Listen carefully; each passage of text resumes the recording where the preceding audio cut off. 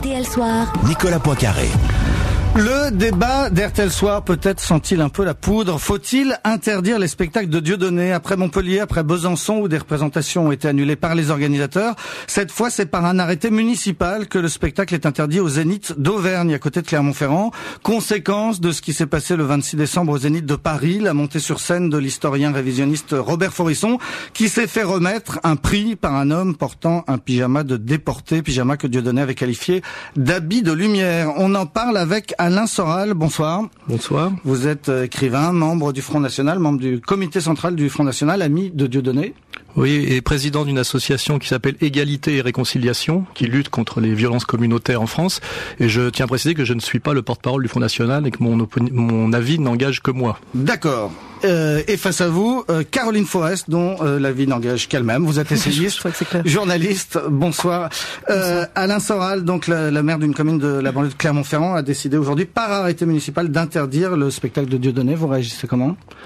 Moi je me dis que si pour empêcher les gens d'aller voir Dieudonné, puisque ça fait 4 ans que les médias disent qu'il faut pas y aller et qu'il remplit des salles et qu'il a réussi à remplir le Zénith, c'est-à-dire 5000 personnes le lendemain de Noël, c'est que visiblement le terrorisme médiatico-moral ne marche pas. Quand on en est réduit maintenant à en appeler à la police, à la puissance d'État, etc., pour empêcher des gens d'aller écouter un comique, c'est que les choses vont mal, quoi. C'est que à mon avis la méthode est pas la bonne.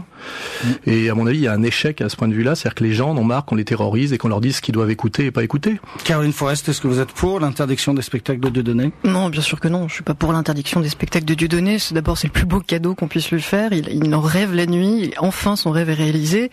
Je crois que ça pose le même problème que les meetings du Front National. C'est-à-dire que, effectivement, il faut arriver à trouver une juste mesure entre critiquer, dénoncer et pouvoir avoir quand même le droit de donner son avis sans victimiser et diaboliser.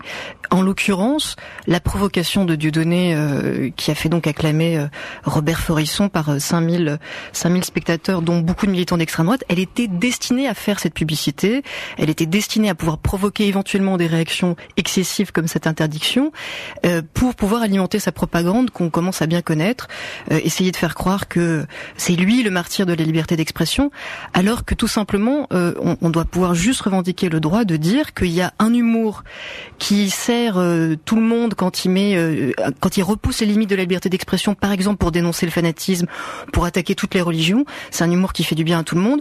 Quand l'humour vire à quelque chose d'assez peu drôle, qu'est l'incitation à la haine raciste, on a quand même le droit de dire en France que c'est pas drôle. Voilà. Alain Soral, vous y étiez au Zénith le 26 décembre? Je n'y étais pas car j'étais en famille au Pays Basque. Mais enfin, vous savez de quoi il s'agit, j'ai vu que sur votre site vous avez mis la vidéo. Oui, j'ai mis la vidéo. Alors est-ce que c'était de l'humour, cette montée de Robert Forisson sur scène? Je n'ai absolument aucune légitimité pour pouvoir prétendre avoir été touché ou pas touché par ce qui est un acte éminemment subversif. Je pense que la personne qui est la mieux à même de juger, parce que ça la touche dans son expérience personnelle, c'est monsieur Klarsfeld, qui représente les déportés. Il a dit qu'il ne voyait pas matière à attaquer en justice. Donc en France, on est en état de droit. Et puis il y a aussi des sensibilités qui sont représentées par des gens qui sont légitimes et mandatés. Monsieur Klarsfeld a dit qu'il n'attaquerait pas et qu'il n'y avait pas matière à attaquer. Donc dès lors, ça, après mon avis, n'a aucune importance. Ce que je remarque, c'est que on est là dans ce qu'on appelle le blasphème, c'est-à-dire on touche à ce que des gens décident, dans leur sensibilité même, pensent être inattaquables, intouchables, blasphématoires. Je conçois totalement que des gens trouvent que c'est blasphématoire. Mais quand on montre Mahomet comme une bombe, ça peut aussi toucher des gens qui pensent que c'est blasphématoire d'attaquer leur foi. Ce que je remarque chez la dame qui est en face de moi, c'est qu'on a toute liberté à se moquer des musulmans et aucune à se moquer des juifs. Or moi, je pense que soit on peut se moquer de tout le monde, soit de personne. Et le problème aujourd'hui, c'est que le 2 poids 2 mesures est tellement évident, notamment sur le sujet de Dieudonné ou d'autres, que ça donne l'idée, notamment aux gens de banlieue, aux gens qui souffrent et aux gens un peu marginalisés, que nous ne sommes plus dans un état de droit et que la République, que tous les enfants de la République ne sont pas égaux devant elle. Et je pense que c'est une bombe à retardement et que c'est très dangereux. Raison pour laquelle j'ai créé mon association Égalité et Réconciliation, qui essaye d'empêcher qu'on importe en France le conflit de civilisation qui est l'intérêt des Américains et des sionistes, on le voit aujourd'hui. Et malheureusement, j'ai remarqué que Charlie Hebdo, depuis quelque temps, s'était aligné sur le conflit de civilisation, était devenu un organe néoconservateur en France. C'est-à-dire qu'il y a aujourd'hui une extrême gauche d'extrême droite et une extrême droite, du coup, d'extrême gauche. C'est assez étrange. La dame qui est en face de vous, Caroline Forest, vous répond. Alors la dame répond, et la dame est pas tellement surprise parce que c'est un discours qui est devenu très classique. C'est le nouveau discours d'extrême droite en France.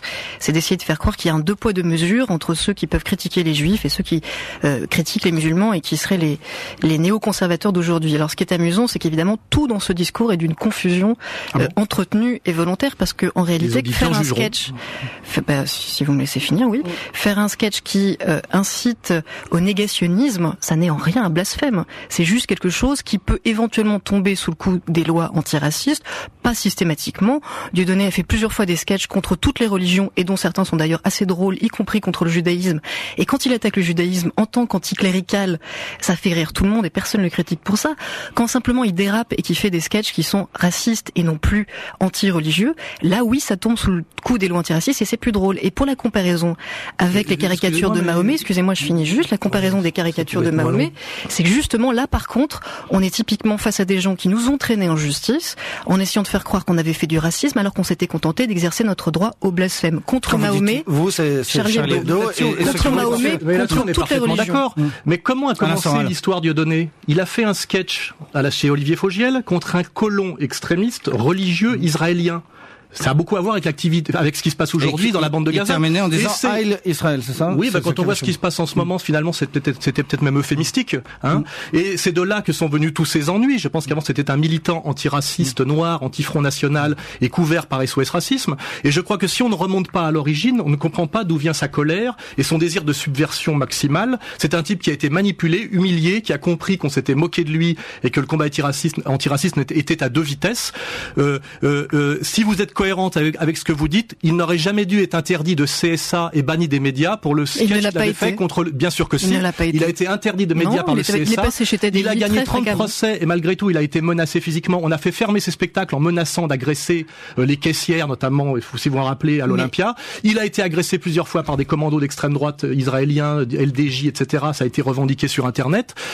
Donc le problème, c'est que comment tout ça a-t-il commencé et jusqu'où ça ira dans la bêtise? Voilà, moi je dis halte au feu, et je dis malheureusement, je pense être plus dans la catégorie des gens qui essayent d'apaiser, de ne pas introduire en France le conflit de civilisation et les haines communautaires, et malheureusement je me demande si la personne en face de moi comprend bien ce qu'elle fait ou si elle est instrumentalisée, comme disait Balzac, des fois c'est les deux, il disait moitié crétin, moitié canaille.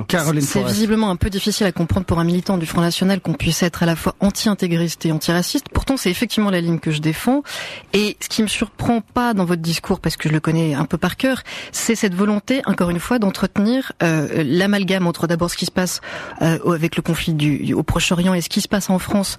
En fait, votre vraie cible, c'est les lois antiracistes. Vous les vomissez depuis des années, vous êtes en guerre contre elles. Moi, je suis militante antiraciste. Jamais écrit une ligne là-dessus, d'ailleurs. Jamais écrit une ligne là-dessus.